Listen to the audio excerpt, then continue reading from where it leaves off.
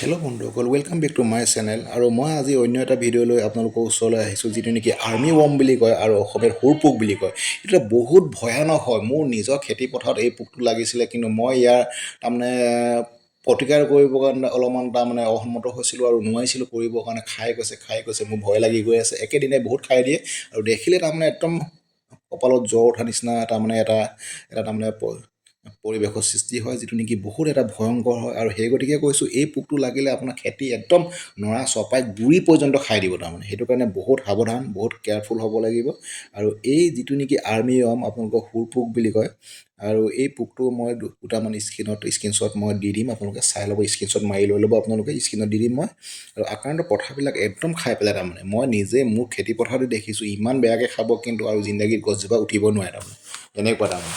আৰু সুৰ পোকৰ দুটা ভিন্ন প্ৰজাতিয়ে ক্ৰমে ধানৰ গা গছৰ বৃদ্ধি পৰ্যায়ত তাৰমানে ঠোক ওলোৱা পৰ্যায়ত দুটা পৰ্যায়তে তাৰমানে আক্ৰমণ কৰে। প্ৰথমতে কি কৰে, গা গছজোপা বাঢ়ি থাকোঁতে কৰে, আৰু ঠোক ওলোৱা সময়তো কৰে তাৰমানে। ধানৰ ঠোক ওলোৱা সময়ত এই পৰ্যায়কেইটাত তাৰমানে বেছি আক্ৰমণ কৰে। আৰু এই পতংগৰ পলুবোৰে জাক পাতি ৰাতি আন্ধাৰত ধাননি আক্ৰান্ত কৰে তাৰমানে। আপোনালোকে গম পাইছেনে, মই যে কৈছোঁ একেদিনাই খাই পেলাই বুলি। ৰাতি তাৰমানে আক্ৰান্ত বেছিকৈ কৰে, ইহঁতে এটেক কৰে তাৰমানে ৰাইচ ফিল্ডত নিশা, তাৰমানে নাইট টাইমত দিয়ে এটেক ভেৰি ফাষ্ট। আৰু নাইট টাইমত তাৰমানে সিহঁতে এটা জাক বান্ধি কৰে তাৰমানে, একেবাৰতে খাই নিয়ে। মই কৈছোঁ নহয়, মোৰ নিজৰ খেতি পথাৰত মই নিজে দেখিছোঁ খোৱা। সেইটো কাৰণে বহুত সাৱধানতা আপোনালোকে অৱলম্বন কৰিব। ভিডিঅ'বিলাক অকণমান দীঘলীয়া হয়, আৰু যিহেতু মই এক্সপ্লেনেশ্যন দি থাকোঁ আপোনালোকক, আৰু ভিডিঅ'বিলাক চাব আপোনালোকে।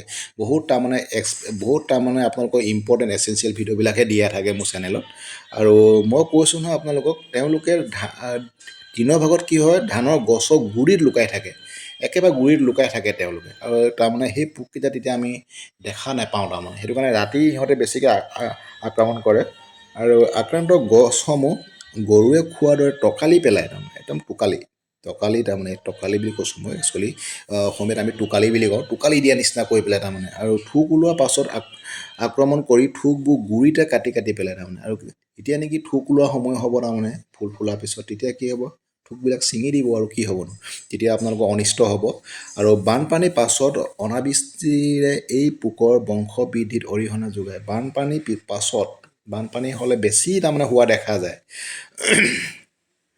আৰু বহুত এটা ইম্পৰ্টেণ্ট টপিক হয় এইটো কাৰণে। আৰু প্ৰতিকাৰবিলাক হৈছে, প্ৰতি বিঘাত 3ডালকৈ বাঁহৰ জেং পুতিলে পতংগ বুজি চৰাই আহিব। এইটো কাৰণে আমি এটা টি পুতিব লাগে, গম পালে নে? এটা তাৰমানে এডাল বাঁহৰ তাৰমানে, যিটো নেকি খ্ৰীষ্টানবিলাকে যিটো নেকি ক্ৰছ চিন দিয়ে, তেনেকুৱাকৈ এটা টি পুতি দিব লাগে। টি পুতি দিলে কি হ'ব, আমাৰ তাৰ চৰাই পৰিব হয়। আৰু নহ'লে কি পুতিব লাগিব, বাঁহৰ জেং তলৰ ফালে জোঙাকৈ পথাৰ মাজত দি দিলে কি হ'ব, তাত তাৰমানে যিবিলাক নেকি কিছুমান এনেকুৱা চৰাই আছে, পতংগ ভোজী চৰাই, সাধাৰণতে বহুত চৰাই পোকবিলাক খাই পেলাই। সেই পোকবিলাক খাবৰ কাৰণে আমাৰ সেইটো কাৰণে আমি এটা তাৰমানে যিটো নেকি ইণ্টিগ্ৰেটেড ফাৰ্মিঙৰ ওপৰত পৰে, তাৰমানে পথাৰত তাৰমানে আমাৰ যি নেকি তাৰমানে আমাৰ ধান প্লাছ মাছৰ খেতি কৰে আৰু হাঁহৰ খেতি কৰে। এইটো এটা বহুত ইম্পৰ্টেণ্ট হয়। আৰু হাঁহবিলাকে এই পোকবিলাক খাই পেলাই, সেইটো কৰিব পাৰে আপোনালোকে। আৰু নহ'লে কি কৰিব লাগিব, পতংগ ভোজী চৰাই আহিবৰ কাৰণে আমি টি বনাই দিব লাগিব, আৰু তেতিয়া সিহঁতে পৰি পেলাই সেই পোকবিলাক খাই পেলাব। আৰু বহাগ জেঠ মাহত পথাৰখন দকৈ চহাব লাগে। একদম দকৈ চহাই দিলে কি থাকে, নৰাবিলাকৰ তলত তাৰমানে পোকবিলাক সোমাই থাকে। সেইটো কাৰণে বহাগ জেঠ মাহত পথাৰখন দকৈ চহাব লাগে। আৰু পথাৰত হাঁহ চৰিব এৰি দিব লাগে। তেতিয়া হাঁহ চৰিব এৰি দিলে কি হ'ব, হাঁহেতো পোকবিলাক খাই দিব ন। বহুত ইম্পৰ্টেণ্ট। মই কৈছোঁ integrated farming is very important for us. আৰু পথাৰৰ চাৰিওফালে নলা খান্দিব লাগে। পথাৰৰ চাৰিওফালে নলা খান্দি দিলে কি হ'ব, বাহিৰৰ পৰা পোকবিলাক আহিব নোৱাৰে তাৰমানে।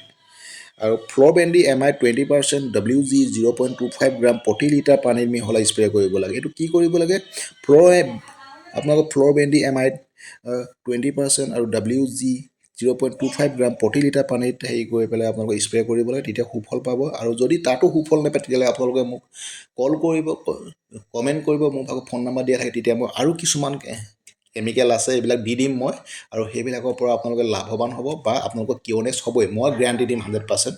আৰু থেংক ইউ ভিডিঅ'টো চোৱাৰ কাৰণে। আগলৈ চাই থাকিবৰ কাৰণে ছাবস্ক্ৰাইব কৰি ল'ব, শ্বেয়াৰ কৰিব। থেংক ইউ গাইজ, ধন্যবাদ।